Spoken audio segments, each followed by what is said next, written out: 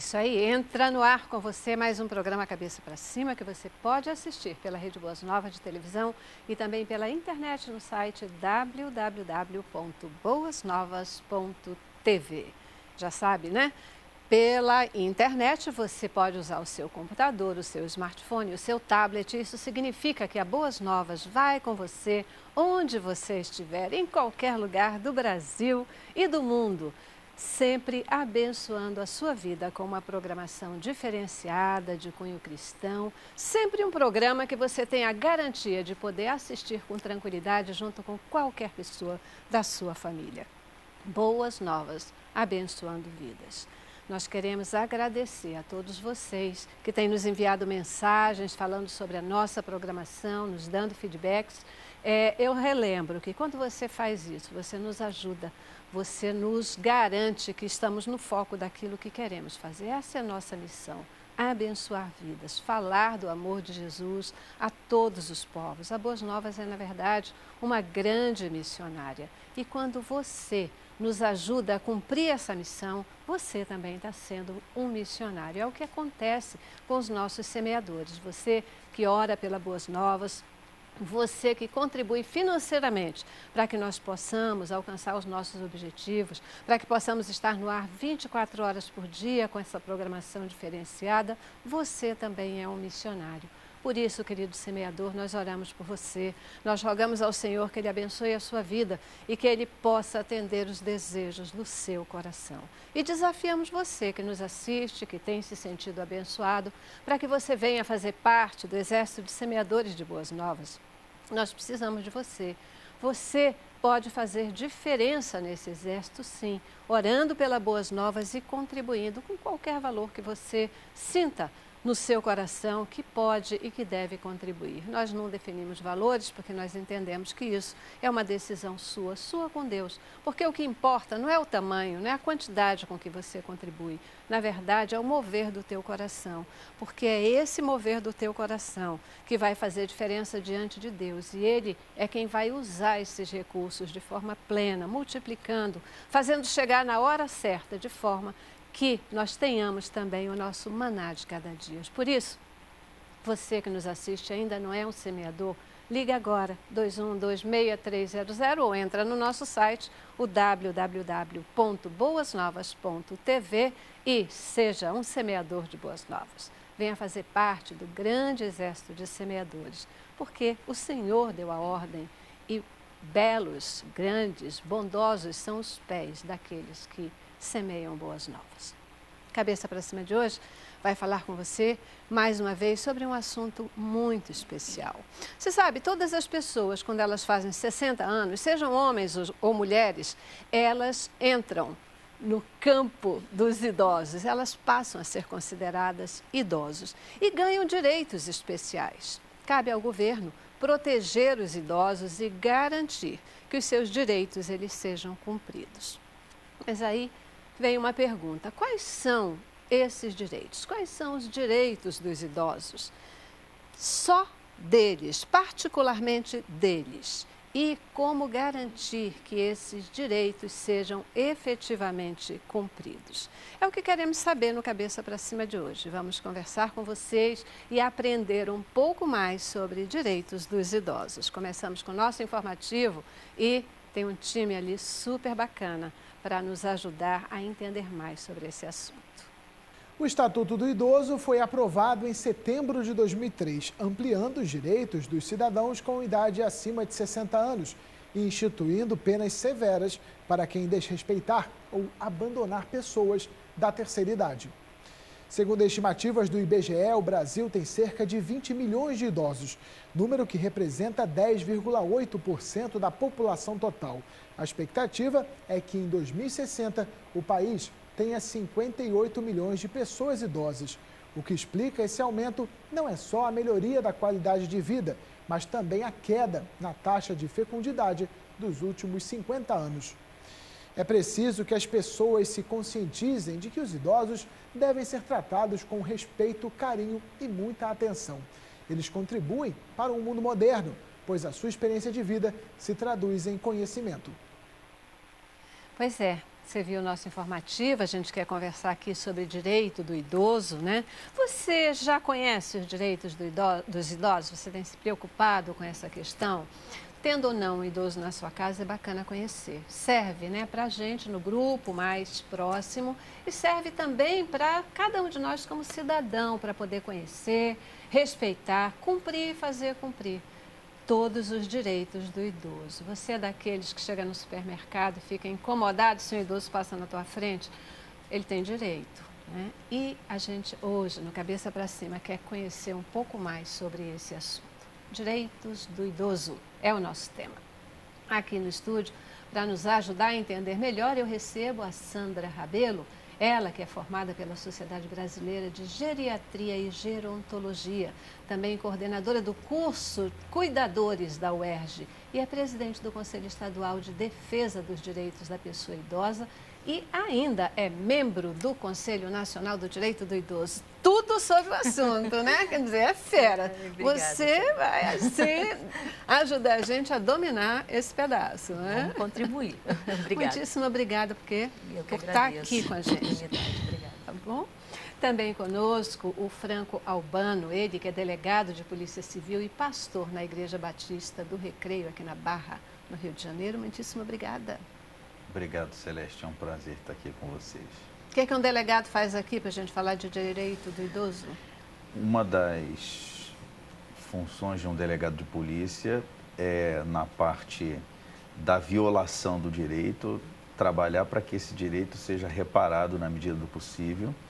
E o Estatuto do Idoso prevê a autoridade policial como um agente do Estado que vai atuar na defesa do direito do idoso e, para isso, desde 2003, ou por volta desse ano, agora eu não me lembro direito a data, a Polícia Civil do Estado do Rio de Janeiro tem uma delegacia especializada na defesa dos direitos das pessoas da terceira idade. Bacana, bacana. Portanto, está aqui porque é um dos representantes do Estado a quem a gente pode recorrer na hora de fazer valer os direitos, né? E a igreja também sempre investiu, né? Aham, que bacana. Por um lado. É verdade, é verdade, é verdade. Gente, completa o nosso time de hoje. Quero apresentar também para vocês a Anarian Alves. Ela que é mestre em Direito, presidente da Comissão do Direito da Pessoa Idosa, da OAB Barra da Tijuca e é também professora universitária. Outra defensora, batalhadora aí nessa área. Muitíssimo obrigada por estar aqui. Obrigada também. Satisfação muito grande. Isso aí. Pois é, né, gente? Bacana a gente poder conversar aí sobre essa questão de direito dos idosos, porque, via de regra, quando se fala em direito do idoso, o que vem à cabeça logo é essa questão, né, da fila, tem uma prioridade, está lá a filinha da prioridade, ou a questão da gratuidade, né, passagem de ônibus e tal, gratuidade, mas, na verdade, graças a Deus, os direitos não se limitam a esses, né? E a gente quer conhecer um pouquinho mais sobre essa questão. Na opinião de vocês, como é que está a situação do idoso no Brasil? Quando a gente pensa aqui no nosso país, até comparando com outros países, o Brasil está bem na foto com relação ao olhar que ele tem para os seus idosos? Ou a gente ainda está muito distante desse cuidado? Como é que vocês veem?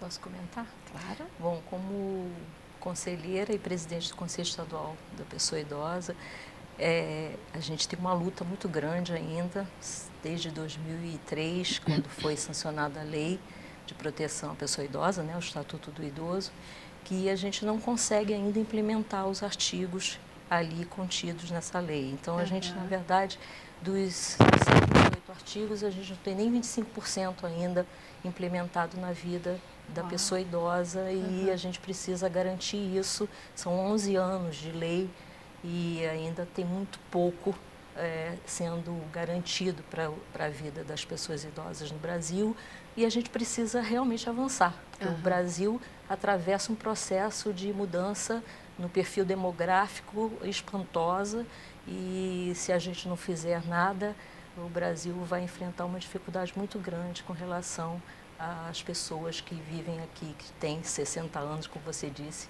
ou mais. Então, ainda precisa muito.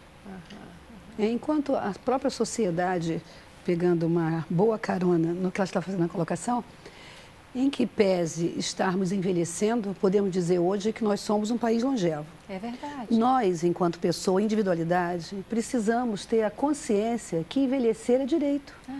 E nós não queremos morrer. Nós conversávamos ainda há pouco, nós observarmos bem, a gente não imagina ficar com 5 anos de idade e morrer, com 20 anos e morrer. Se cada vez mais estamos buscando meios para a longevidade, nós precisamos compreender que essa longevidade é direito. E se é direito, eu preciso buscar os meios para eu validar o meu direito. Eu preciso conhecer dos meus direitos. Eu preciso saber que ser idoso não é ser velho. No contexto que a gente construiu de velho é o que não tem utilidade, é o que não presta. Né? Porque, na verdade, o processo de envelhecimento ele é natural. É natural. Mas da forma que a sociedade impõe a velhice, parece que, como a Mariana coloca, é um processo a ser excluído da sociedade. A aparência é que conta, não é isso? Quando a gente tem que reverter isso, né? Envelhecer é um ganho, né? Um ganho que a gente conquistou e em nada a gente tem que considerar como uma pessoa e precisamos que envelhece desde a como uma infância. pessoa excluída. É desde a infância que precisamos conscientizar que vamos envelhecer. Verdade, tem é uma questão de conceito. Que a gente não vai conseguir, acho que, mudar muito em relação a essa modernidade líquida que a gente está vivendo, principalmente em questão de valores. Mas eu concordo que o nosso problema, o nosso pano de fundo é cultural. Se a gente pudesse pensar qual é o maior problema do idoso, da pessoa idosa na nossa cultura, no Brasil, é o abandono. O Estatuto do Idoso, ele é pensado como um paliativo para as questões do idoso. Agora, como eu penso em várias outras questões que são estruturais do povo brasileiro, nós precisamos realmente investir numa mudança cultural que vem através da educação. O idoso passa pelo que passa porque falta a nós uma cultura de cuidado com a saúde desde uma idade mais jovem, porque os nossos relacionamentos familiares não são cultivados de maneira saudável. Então, quando a pessoa chega numa idade mais avançada, ela é vista do ponto de vista da família como um problema e não como uma pessoa que é parte integrante da família e que deve fazer parte desse convívio familiar. Então, ela é abandonada. O Estado mesmo tem um problema econômico gravíssimo. O único Estado que equacionou bem a questão da aposentadoria, que eu saiba, é a Alemanha. Então, nós estamos caminhando para um colapso do nosso sistema de aposentadoria. A gente cria uma série de benesses para a pessoa idosa, quando, na verdade, o que ela precisava era de renda. O sujeito contribuiu 35, 40 anos, foi obrigado a se aposentar com 65 anos, 60 anos, e ele não tem direito a uma renda digna. E aí, o que você faz com ele? Você dá direito a ele de andar no ônibus de graça, mas ele tinha que ter um carro. Você dá direito a ele de pegar remédio de graça, mas ele tinha que ter direito de ganhar um dinheiro que desse para pagar os remédios dele. Até porque não são todos os remédios que são de graça. Exato. Mas o que eu quero dizer é o seguinte, você fica criando paliativos porque existe uma situação de injustiça social que, por conta até mesmo da perversidade, não só cultural, mas que também é promovida pelo Estado. Verdade. Essa própria aposentadoria, né, que foi conquistada, daqui a pouco ela começa a decrescer, em vez de garantindo aquele mínimo que foi pensado, ela vai hoje, qualquer pessoa que se aposentou num modelo em que ela contribuiu, calculando em cima de 40 salários mínimos, ganha no máximo 10 salários e não é o salário mínimo de base, é um salário mínimo de referência achatado. Quer dizer, a pessoa contribuiu a vida inteira em cima de um valor e hoje ela não recebe aquilo que ela contribuiu. Ela está sendo subtraída no seu direito. Isso. Então, a gente chega a uma conclusão que, na verdade, há um esforço grande na direção de se garantir, de serem criados os direitos, de serem estabelecidos os direitos dos idosos, né? A gente vai já começar a conhecer aqui a questão do Estatuto do Idoso, quais são esses direitos, mas, na verdade, ainda há que se crescer muito na questão conceitual da consciência, do respeito, porque isso valendo para os idosos no sentido deles exercerem e cobrarem os seus direitos e para os ainda não idosos no sentido também de reconhecer isso e respeitar e ajudar. Se você me permite, nós no ano 2015 agora nós estaremos em direção à conferência, a 4ª Conferência Nacional da Pessoa Idosa em Brasília. E o título da conferência é exatamente esse, Empoderamento da Pessoa Idosa, um Brasil de todas as idades. Então, quando a gente pensa no empoderamento, a gente quer que esse protagonista vá em direção aos seus direitos, que não só recai pela questão da Previdência, não é só isso. Previdência se discute no Congresso Nacional, com a eliminação do fator previdenciário. Mas o que recai, que é um dos itens, a questão é muito maior. Exato. Mas uma das questões mais centrais da nossa luta é garantir que a sociedade entenda o processo de envelhecimento como um processo natural. Perfeito. E respeite o idoso das suas famílias, assim como a sociedade entenda que o idoso tem um papel significativo, a exemplo de outras culturas, como a oriental, por exemplo, que há 3 semanas atrás foi feriado no Japão por ser o Dia do Idoso. Então, nós precisamos caminhar nesse sentido, caminhar no sentido de respeitar as pessoas em todos os seus processos de vida, mas principalmente no envelhecimento. Perfeito. Eu acho que essa questão do empoderamento é fundamental. Eu vejo em muitos momentos, né, as pessoas assim, caramba, mas pera lá, você vai usar meia entrada, mas você vai dizer que você é idosa? Eu falei, caracas, eu levei 60 anos para garantir, para ter esse direito. Exatamente. Eu quero, imagina, como não? Eu quero. Então você percebe que é a interpretação. A questão nossa está na interpretação então, do direito, na interpretação do direito. Eu acho que isso tem que ser trabalhado, efetivamente tem que vir como um valor e não como um peso, não como algo que te desvaloriza. Colocando a conta toda no idoso quando não é isso. Isso é um resultado de todo um trabalho, uma conquista que a pessoa teve, né, para com a sociedade, trabalhou, contribuiu para o país. Então agora ela tem todo o direito de usufruir. Exatamente. Tempo de usufruir. Gente, eu já preciso ir para o nosso primeiro intervalo. Vamos dar a nossa primeira paradinha, mas eu volto já já. Falamos de todas essas questões, agora vamos falar um pouquinho de quais são esses direitos que os idosos adquirem, né? O que acontece a partir dos 60 anos para conscientizar e para valorizar? E eu quero entender também um pouquinho das dificuldades e da nossa realidade, né? Perfeito. Especialmente aí ouvir o nosso delegado. O que chega lá? Quais são os principais problemas que, de repente, reverberam no usufruir desses direitos para o idoso? Vamos lá, intervalo. Cabeça pra cima.